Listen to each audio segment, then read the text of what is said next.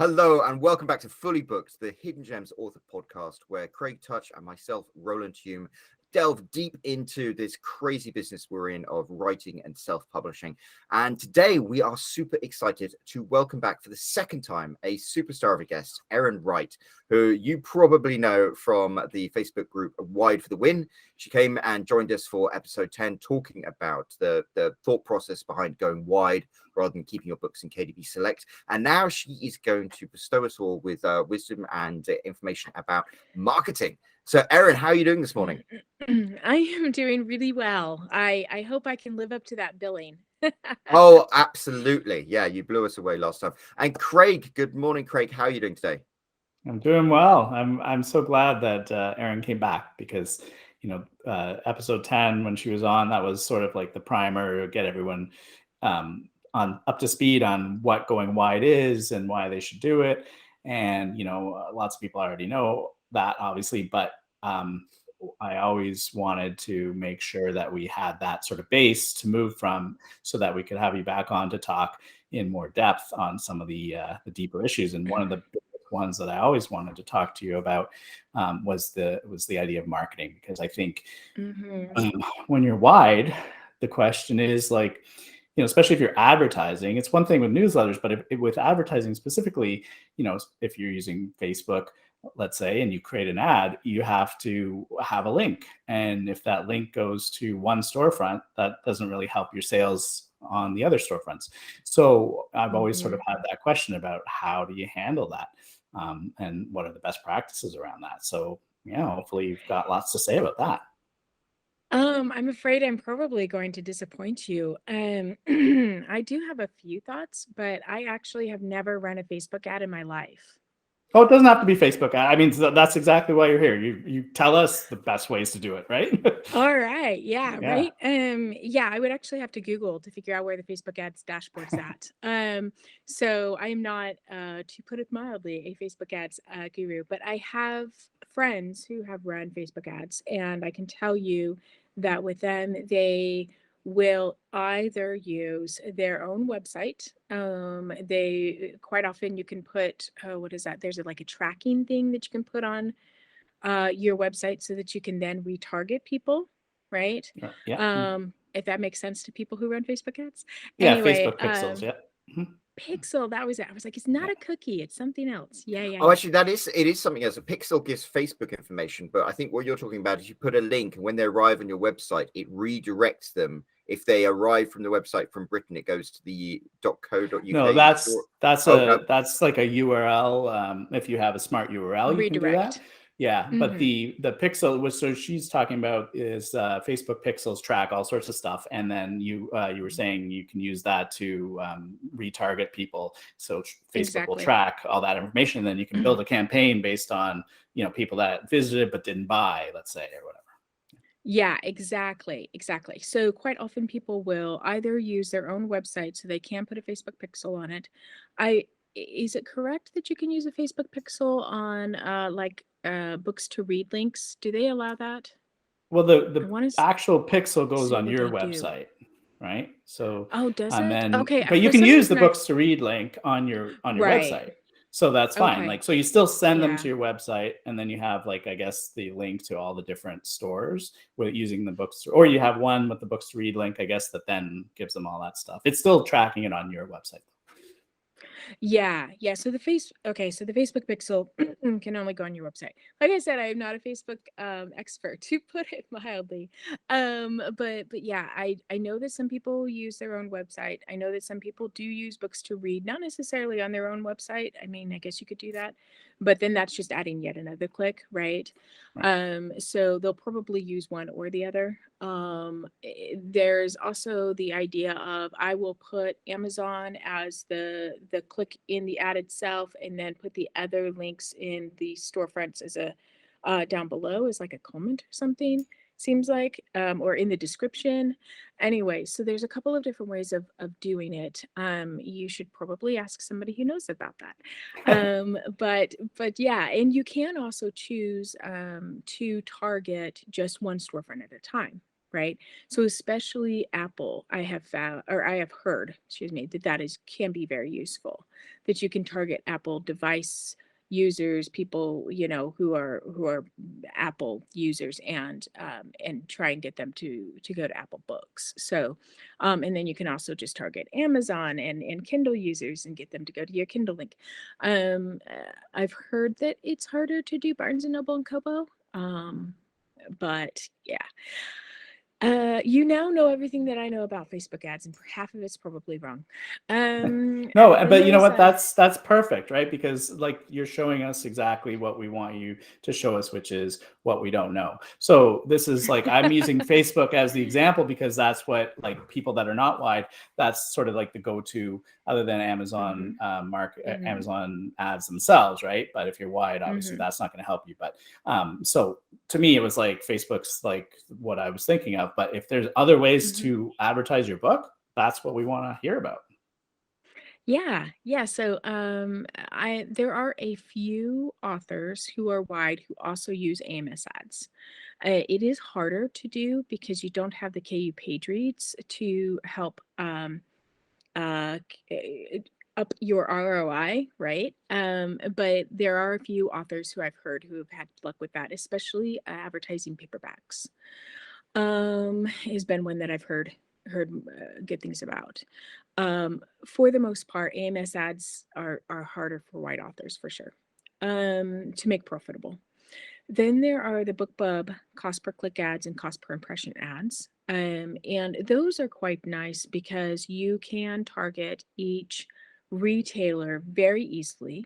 And you can actually use your own affiliate links in there. That's something that not everybody knows. Oh, So then you can track clicks and such also through your affiliate links, right? So you can see, and you also can get affiliate income from it. And so, BookBub ads, cost per click and cost per impression are something else that white authors can do. And you've now reached the limits of my BookBub ads because I don't use them either. I mean, I have actually run those in the past as opposed to Facebook ads, which I've never run, but I just honestly, and Craig will love hearing this as owner of Hidden Gems, paid newsletters is way easier to make money off, to make money from using them as opposed to cost per click ads. Cost per click ads, you could spend $1,000 and not make a penny, right?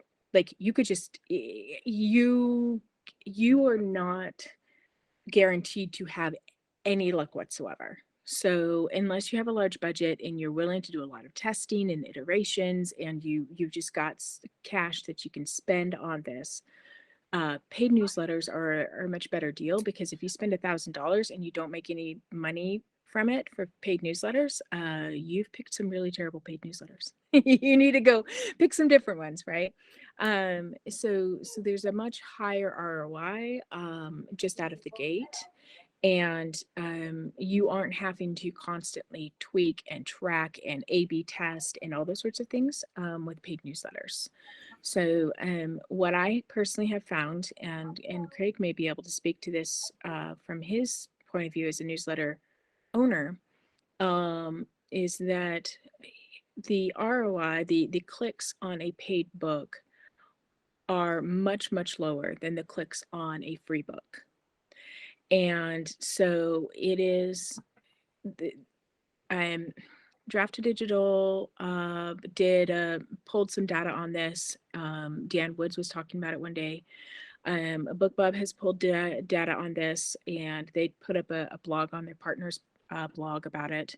But ROI on a free book, advertising a free book, is much, much higher than the ROI on a paid book. So that dovetails quite nicely in with the wide strategy, where we are able to have perma-free books. And so we are able to run ads on our perma-free books and not worry about them only being free for 5 days and all that good fun stuff, right? So let me So just pause you for a second there, because I just want to absolutely. get an understanding of what we're talking about in terms of ROI, because obviously if it's a free book, you're not getting any return on investment for that one book. Hmm. So are you talking Right. about like the series, like having a series lead, or like a magnet to like a book that you can use to onboard people onto your catalog in general? So you have like one book that's always free that you find brings people in, and then they read all your other ones, or what are we talking about here? Yes. So obviously, somebody downloading your free book doesn't make you any money. Sadly, that's not how that works. Um, but the read through and the amount of money that you make from sales of book 2, 3, and through to the rest of the series is higher than if you were to count the sales of a 99-cent book plus the sales of book 2, 3, and beyond of a book where a first in series is paid. You just, if you are advertising a first in series that has a free, the overall sales when you're looking at the series as a whole will be higher than if you have a 99 cents first in series and you're advertising that. Even though you think, well, I mean, out of the gate, you've got 99 cents, you're gonna make 35 cents royalty off that, right? Like you're at least making something off that versus free where you're not making anything at all. And the other thing that throws people off is that the read through, excuse me, percentages are much higher from a paid 99-cent book to the second book in the series. And so you may have a 60-70% read through of a 99-cent to a full priced second book. And you think, okay, I'm getting the royalties off the first book for, it's 35 cents. I'm getting the royalties off that. And I'm getting much higher read through. Obviously, that's going to be the one that's going to make me more money. But overall volume trumps everything else. It's the trump card, right? You lay that down, you're like, I win. Because the amount of downloads that you get of a free book versus a paid book are astronomically wildly different from each other. So you get so many more downloads of a free book than you do a paid book, that even though you actually get paid for that paid book, even though the read through is higher, because you're talking about a much bigger number, a smaller read through to the second book, you still end up making more money. Does that make Right. sense? That totally makes sense, because I mean, I haven't pulled any raw numbers, but I know that the order of magnitude of clicks that a free book will get on the newsletter are usually, 10 to 20 times at least what a paid Yep. 99-cent book will get. So Yep. it doesn't matter if you're getting a 60% read through on your 99-cent book, because the sheer volume, even if you're only getting a 10% read through on the free books, you're still getting more read through. So yes, Exactly. I understand that. Exactly. Yes. 1,000%. So BookBub has done studies on this. Draft to Digital has done studies on this, and everybody says the same thing, that the paid is just a much harder sell, and you're just not going to make as much money from it. Now, that is statistically right. There are always exceptions. I have met people who are like, I never make any money if the book is free. It has to be paid.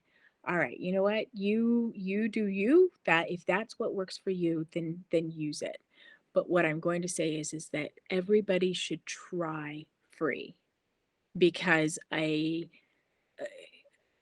fact, you know what? Try free and paid. And do your own scientific A/B testing here, right?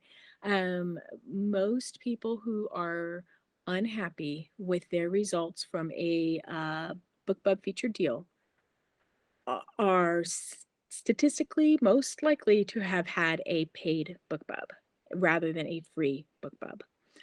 The number of people who are unhappy with a free BookBub is quite low. Yeah. I mean, the overall number of people who are unhappy with BookBub is quite low, right? But if you're Yeah. going to have somebody upset, it's going to be over a paid, usually. Yeah. No, their numbers are pretty good in terms of the sheer volume of people that they're pushing your book out to and that click on it. So absolutely, I can see that. But I'm still Yeah. like a series. Well, We're still talking about series though, right? Like What about the Yes, absolutely. standalones? That's like I a have no separate. idea how to promote a standalone. Okay. Sorry. Yeah. I feel like publishing standalones as a indie author, KU wide, whatever, is like playing the game Civilization and putting the difficulty level on God, right? Like, why would you do that to yourself? This is That's the a most very difficult way specific that you could do example. it. You know, But and I- I played Civilization years ago, and I can't even beat it on like easy. So no, Right? my son I played get- Civilization Exactly. yesterday, put it on dirty mode, and was like, "This is too hard. This is Deity, that's impossible." it. And then you Yes, just yes, use that as an exactly. example. I think that's wonderful. Yeah, Yep. that's funny. Yeah, I'm a big Civilization fan. I actually don't play that many video games. That's like the only video game I play, but I love it. Oh, that's I've played digital it since crack. it was since Civ 3. So I've been a fan for many moons. One thing that I wanted to say before we got away from it too much is again with the overall volume.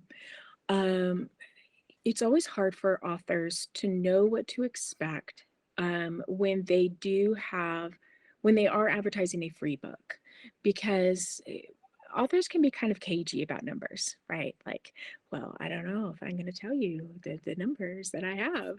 And so you can run paid newsletters, you can run Facebook ads, you can be running these things and go, I have no idea if I am doing better than, the same as, or worse than, and the average of overall authors out there, right?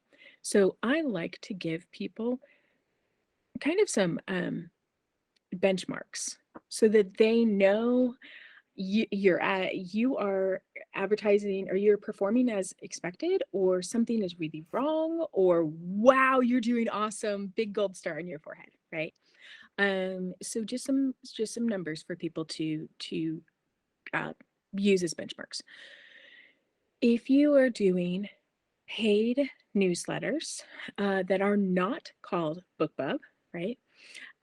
For a free book, you should expect a read through between 2 to 4%. Okay.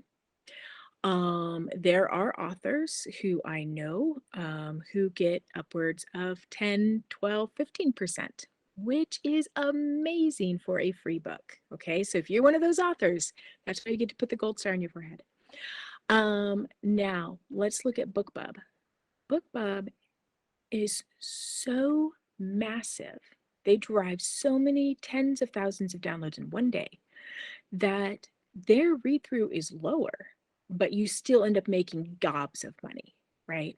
So with BookBub, you should expect an overall average of 1 to 3% rather than 2 to 4%. So it is lower. Now, this is an overall average across all storefronts combined together.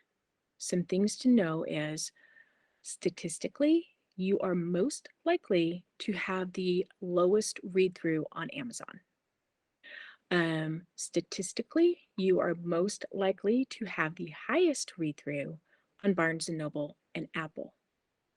So if I am looking at my stats just on Amazon, I will sometimes have a read through of 0.75, not even 1%, 0.75% read through, which is horrible. For that same series, I will have 10 or 15% read through on Barnes & Noble. So each download on Amazon is worth a lot less than a download on a wide storefront because the conversion rate is so much higher. So if you look at a pie chart of all of my downloads, Amazon absolutely dominates. But then I only make 35 to 40% of my income from Amazon. How can that be? It's because there are so many people at Amazon who download, read, go to the next free book, download, read. They are not loyal readers. Even if I think the last time we talked about loyalty in KU and KU readers not being loyal, Amazon readers as a whole are not very loyal. So they will read a book, say thank you very much, and go on with their lives. The wide storefront readers tend to be much more loyal. Their read-through rate is much higher. So don't be discouraged if your download rates on Barnes and Noble is 1/10 your download rate on Amazon, because you may end up still making more money from your Barnes and Noble because the read through rate is so much higher and because those readers are so loyal. Does that make sense? That's really fascinating stuff to talk about, and the specific percentages I find really valuable, because it's when you start thinking about the mass impact something like a book club has or something like that, then you can start seeing that 1-2% that makes a big difference. But it does, Yeah. I think there are a lot of people who are going to listen to this and have their assumptions tested, which is probably the benefit of inviting somebody like you on. Right. Yeah. And I have not only my own catalog, which, I obviously have pretty good information about, but because of all the consultations that I have done with Widelings, I'm coming up on 300 consultations now. I have talked to a lot of people, and statistically, what I found with my own catalog, I'm not an anomaly, I guess is what I'm trying to say. There is the rare person who has a very different experience, but what I'm experiencing is by far the most common thing for people to have happen to them too. So I do try to have people not get discouraged when they see lower downloads on the wide storefronts. How am I supposed to ever find anybody? You know what? The people who you do find are worth their weight in gold. So this is one of the reasons why I'm always pushing authors to be careful when they are sending out their newsletters and when they are posting on social media, to not only be targeting and giving away Amazon gift cards or Kindle e-readers, because maybe their wide audience is small, but they're mighty, and you should be giving away. I personally, when I give out gift cards, and I actually have a drawing, every single email that I send out has winners in it, and I always give my winners a choice of which storefront they want a gift card for. So they can choose Apple, Barnes & Noble, Kobo, Google Play, Amazon, or Eden Books. Statistically, most of them choose Amazon, and that's okay. But I always give that option because I never want my wide readers, who are worth their weight in gold and who I love mightily, to ever feel like they are less than, that they are not important, that their storefront isn't being included. Yeah, maybe you should just not offer the Amazon one entirely. Take that off your list. Right. Yeah, I know. I don't want to ever make anybody not feel included. So if they Yeah. only read on Amazon, I want them to also feel included. But it's so often that authors give away a $500 gift card to Amazon, and that's it. And there's Yeah. nothing for these other readers. And then they go, man, I don't ever make any progress on the wide storefronts. I'm like, fascinating. Do pray tell me more. I'm so confused by this. The problem too So is that it's not even going to help. I mean, not necessarily even going to help your Amazon sales, because the Amazon gift card can be used for anything on Amazon, and there's so much more than books, right? Where all the other ones, absolutely. you're pretty much Yes. limited to buying books. Yeah. I mean, Kobo and Barnes and Noble, it's books and audiobooks only.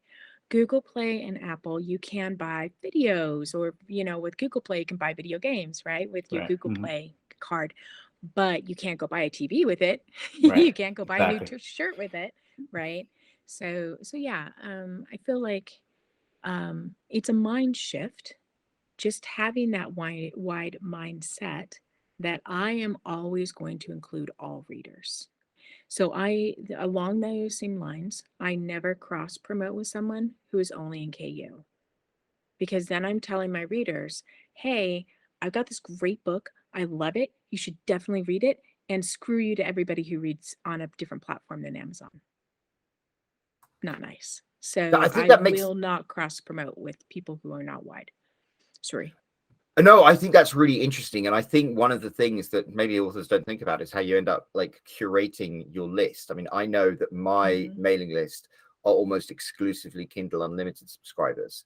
And Right. that works for me when I'm advertising, because of my strategy of like aiming specifically for that audience. But you're right, if you only Right. reward the Amazon people, then you're like slowly narrowing your list to only people who are on Amazon.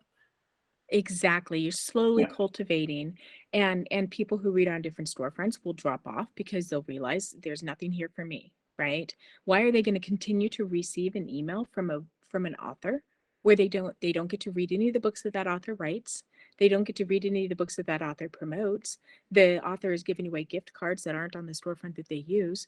Why would they stick around?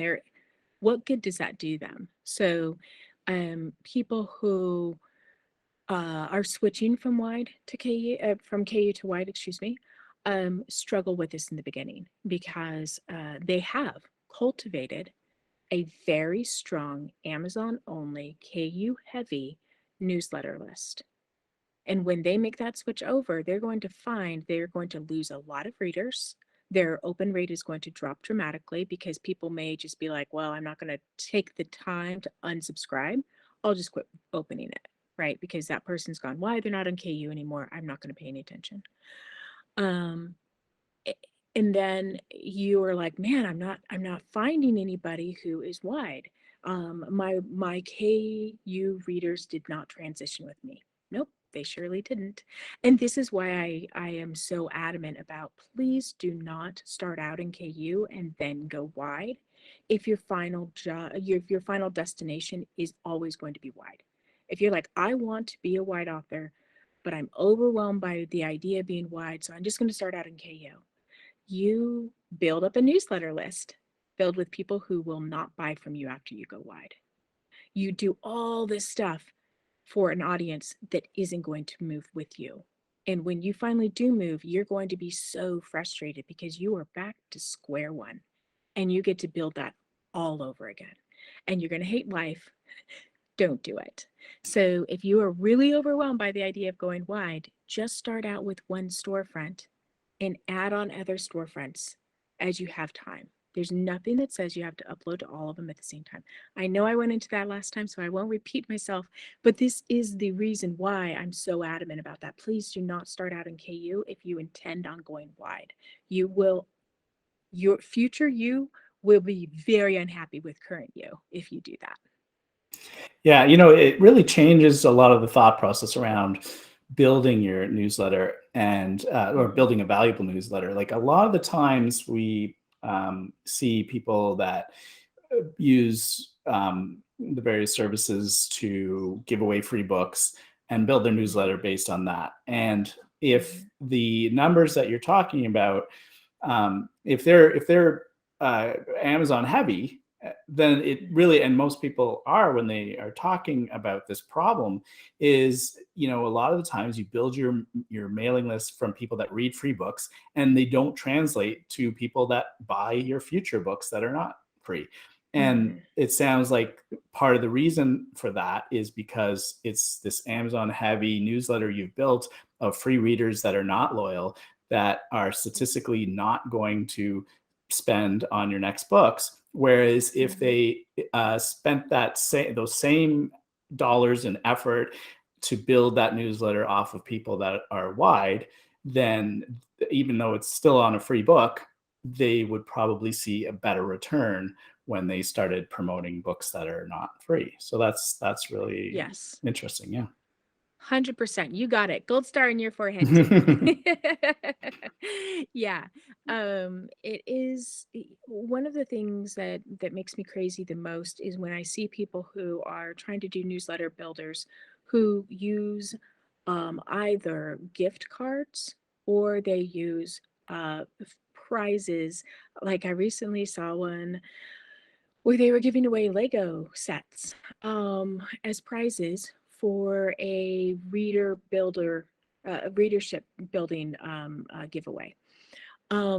People who play with Legos don't necessarily also read books. So you're saying, oh, hey, sign up for this big prize where you're going to win Legos, and then I'll add you to my list and talk to you about my books. The disconnect there is wildly huge. Like, this is not a good idea. So I don't ever recommend giving away gift cards in order to get readers onto your list, nor do I ever recommend giving away something other than a book. Because yes, there are freebie seekers out there. And yes, they will just download your book and move on and never buy anything from you. But at least they read that genre. At least they read books, right? As opposed to giving away something like a cooking set, right? Like, you got pots and pans, I'll send you, or chocolate. And it's like, yeah, but do they also like to read? And so you've got to be very careful and very thoughtful about what it is that you're using as a magnet to draw people to your list. And step number one is make sure that it's a book. At least start with that. And then also target Amazon and wide readers. You will have much better results at that point.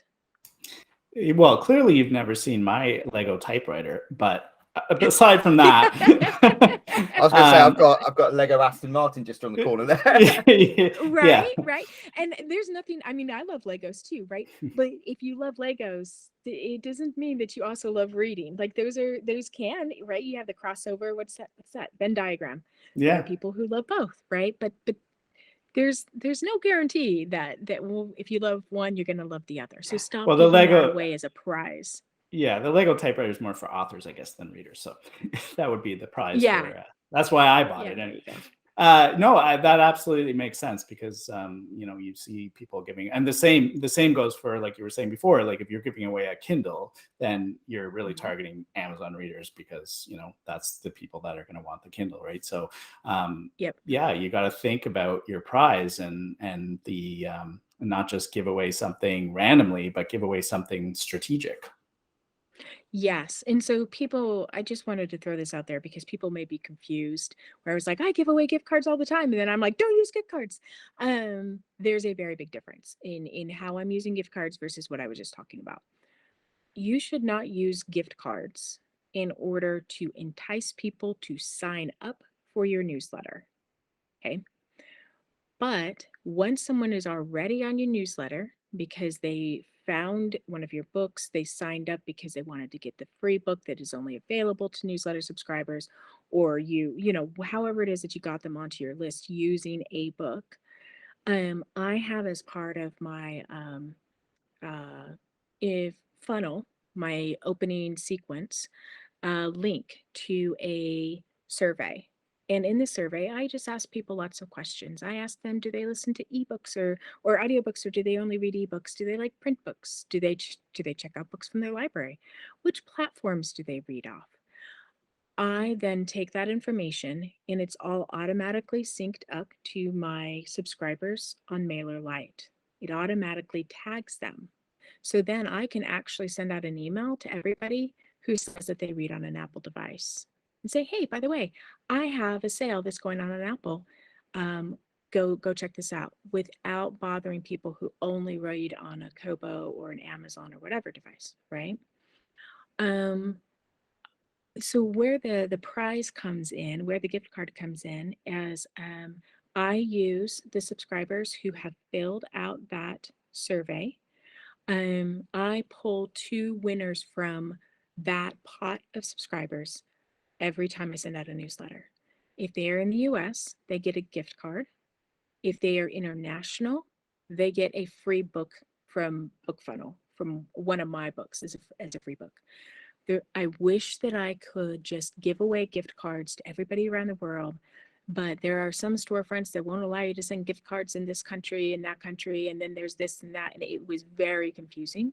And it's very difficult to be like, well, if you live in this country and you read on this device, then I can give you a gift card. But if you live in this country and you read on this device, I can't give you a gift card. Like, it was a mess.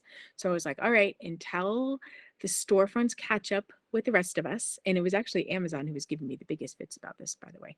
I ended up actually sending a gal money via PayPal because Amazon refused to allow me to buy a gift card for her in this country that I wanted to send it to her in.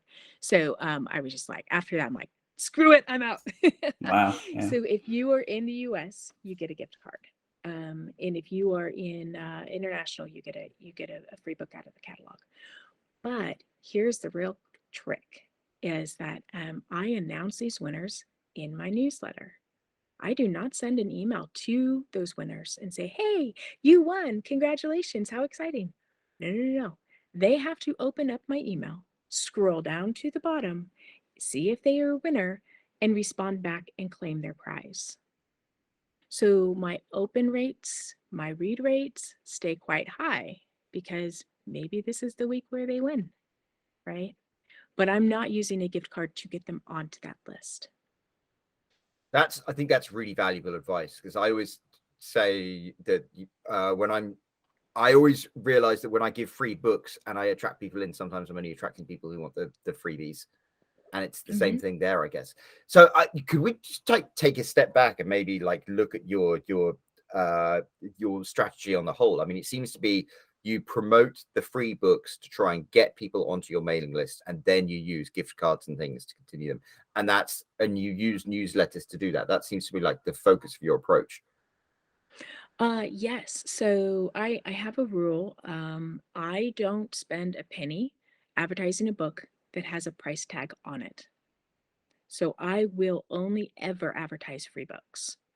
And something that a lot of people have confusion about is permafree versus newsletter magnet.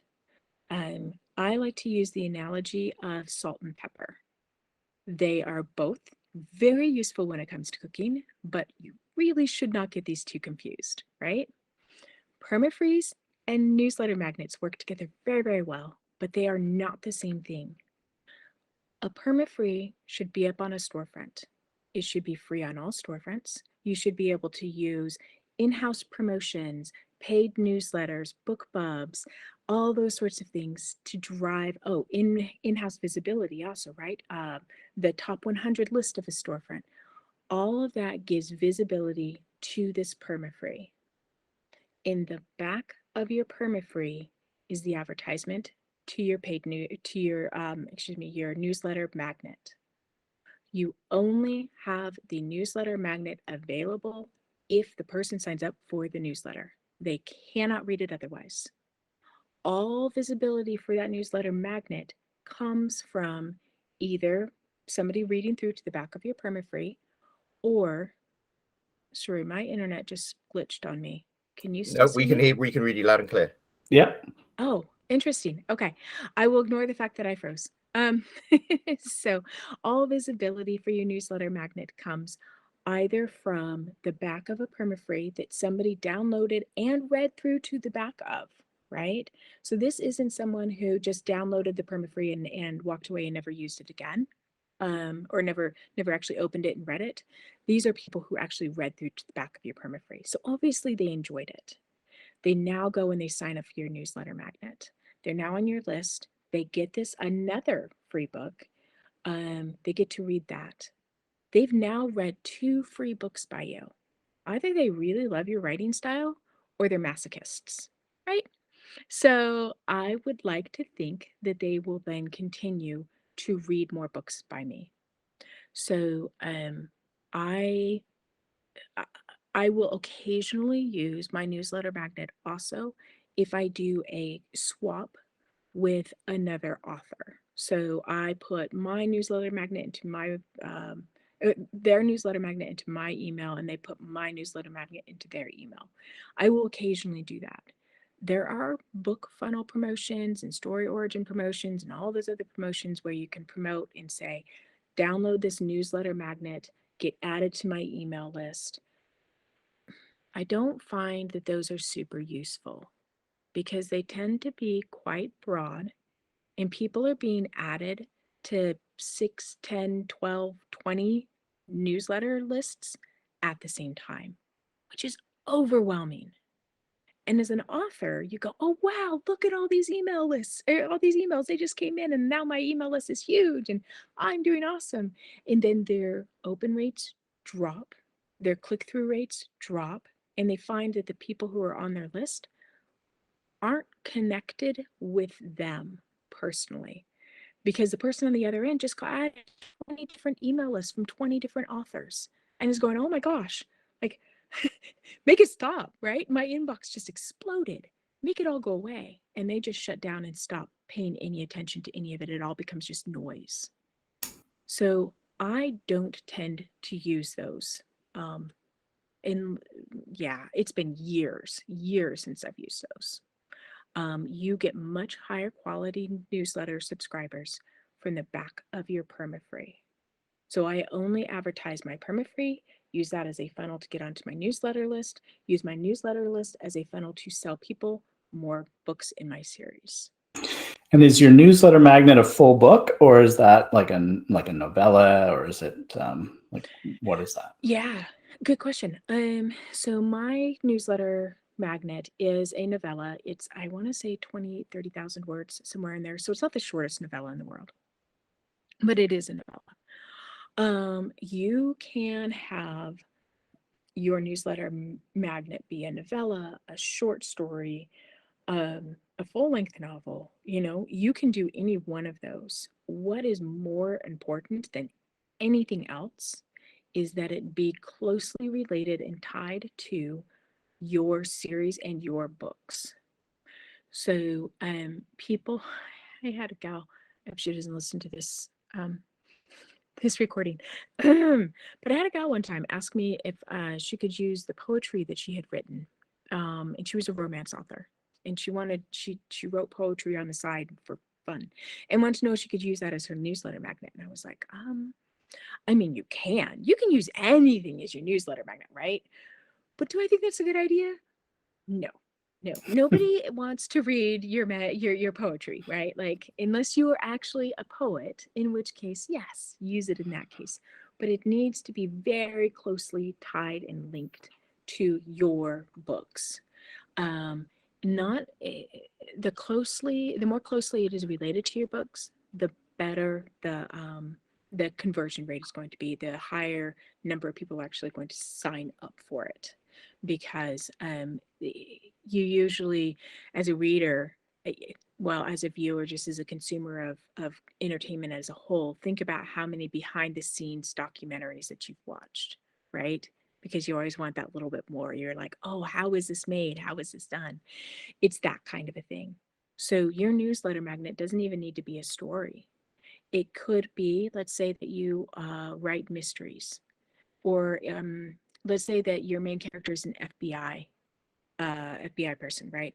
The newsletter magnet could be a dossier on that FBI agent, and gives this like inside information about, this is their employment file and blah blah blah blah. There's really no limit to what you can use as your newsletter magnet. The most important thing to keep in mind is that it needs to be tightly integrated with whatever it is that you write, and preferably can be read at any point without spoilers. So if somebody were to find your newsletter magnet first because you were cross promoting with another author, and they're putting your newsletter magnet in theirs and you're putting their magnet in yours, and blah blah blah, if they were to read this newsletter magnet before they read any books by you, does it still make sense? Does it completely spoil the story arc of this series that you are wanting to then sell to this person? That's a bad idea. Or do that and just don't ever use it as a cross promotion tool, right?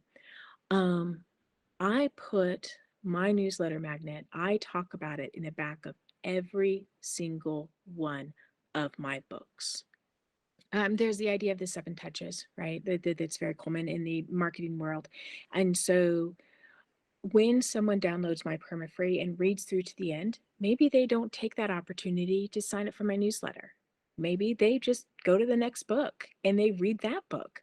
Like, I'm not going to want to lose them as being potential newsletter subscribers because I only advertise my newsletter magnet in the back of the first book. If they read all of my books, those are the ones I want on my newsletter list, right? So I will talk about and put an excerpt from my newsletter magnet in the back of every single book that I publish, because I want them to go, man, all right, fine, I'll go sign up for her newsletter if I can just get this book, right? Because I just want it to be in their face without, of course, being obnoxious, but be in their face and a constant reminder. Did you sign up yet? What about now? What about now? Come on down. The price is right. So my newsletter magnet is a complete standalone in the world that I write in. So every single one of my books are standalones in a series. And this is simply another story in that world. And so it can be read at any point. It doesn't contain spoilers. And so it is enticing, whether you've read anything by me at all, you're in the middle of reading my books, or you've read all of my books and you're like, fine, I have nothing left to read by Erin Wright. I guess I'll go sign up for this newsletter magnet, or sign up for this newsletter so I can get this book. So it's applicable no matter where you're at. And that is important because I'm lazy. Some people use newsletter magnets where they will write like an excerpt, like a scene from the cutting room floor, right? Where it was like, I wrote this scene, it didn't end up finishing the book. I'm going to give that away as a newsletter magnet at the end of my novel. You absolutely can do that. I'm not saying that you can't. I don't, because I'm lazy. And I find the time spent writing that for every one of my books, I don't have time for that. So, because you have to write, like, you can't use the scene from cutting room floor from book 3 at the end of book 7, right? So you have to write a separate one for every one of your stories. If you want to do that, go forth and have at ye, but it's not, I'm just lazy. Yeah. Well, actually, so that actually, I know we're running out of time here, but like that actually leads into sort of like what I'm wondering here in terms of you as a writer are different than other writers in the sense, I mean, there's obviously going to be some that are similar, but you're writing all of your books sort of in this shared world. So that really makes sense to have this one lead magnet, right? But there's lots of authors, even if we're ignoring the idea of standalones, that are writing multiple series, right? So does that mean then that they should have a different lead magnet for every series, right? Because you're not, if your lead magnet is related to series 1 and then you're writing series 2, does it make sense then to have your series 1 lead magnet in your series 2 books, right? I mean, maybe they're related and maybe it still ties together, but sometimes they're completely unrelated. Yes, exactly. That is such a good question. So in cases like that, it's just a matter of how related are your books, right? So if you write all mystery thrillers, they're all very close to each other, but they're just, this one's got this main character is different than the main character over here. But people who are reading it are gonna be like, I love mystery thrillers, so I'm gonna download even if it is not part of the series that I'm currently reading. Then you can get away with just having one newsletter magnet. If you write very disparate genres under the same name, you cannot entice your hard sci-fi readers to sign up for your newsletter using your romantic suspense newsletter magnet. In fact, I would say you should probably split out your pen name, right? Like, Yeah. but the more closely related they are, the higher the likelihood that you could get away with using the same one. If they are not closely related, or if you feel like there's just kind of a different feel, like some people will even always write romance, but like one series will have a really dark, gritty feeling to it, and one will be a lighter, happier, fun one. Your newsletter magnet isn't going to work for both of them. So in that case, you do need to have multiple newsletter magnets, and that's just what has to happen if this is a strategy that you want to use to grow your newsletter list, which I obviously very strongly feel like is a good idea because it really helps. And the subscribers who are on your list are people who have downloaded a book by you and or purchased a book by you, read it, got to the end, enjoyed it so much that they now want to be on your list. Those are readers who you want on your list, not somebody who signed up because there's a Lego gift pack, right? Absolutely. I sound like I hate Legos. I love Legos, just so everybody knows. No, So I think you've given us a really good strategic overview of like how you've got to think about the people you want to list. You've got to think of them as readers, and it's like you're attracting them to your list because you want to give them what it is that you want, and hopefully what you offer and what they want is the same thing. But exactly. Yeah, we're unfortunately running to the top of the hour, so we're gonna have to cut you off. Oh, look at that face. We're gonna have I'm sorry. I talk no, too it's much. been really, really wonderful, and I'm sure one of the things that Craig's gonna do, except he's just disappearing off, is invite you straight back. In fact, Awesome. I'm just gonna pause for a second. Do do do do do. What is he doing? do. I don't know. With me, normally it's a dog or a child or something like that that is causing the. Right. Yeah. Last time, do you remember how Hermes kept jumping up on my lap? He is outside today, so he can't because he was doing what your cat was doing earlier, where he kept like walking in front of her. You got your Oh, typewriter, didn't you? All right. So yeah, I couldn't let it go without showing my Lego typewriter, since there was so much Lego talk, and it even sort of works. and I have my Lego Aston Martin, which is not quite as impressive as the typewriter. But This is not a giveaway, by the way. you'll have to fight him for it. That's right. I think that is fantastic. I absolutely love that. Oh wow. Okay. All right. Well, I'm glad you shared that with the class. Well, thank you so much.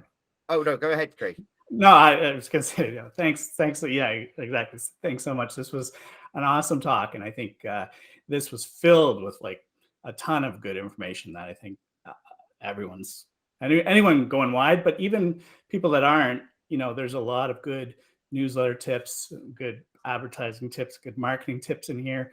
Obviously, they're best for going wide, but I think anybody could learn from all of this. Yeah, I mean, because you're a newsletter magnet relating to your series, but you should write in series.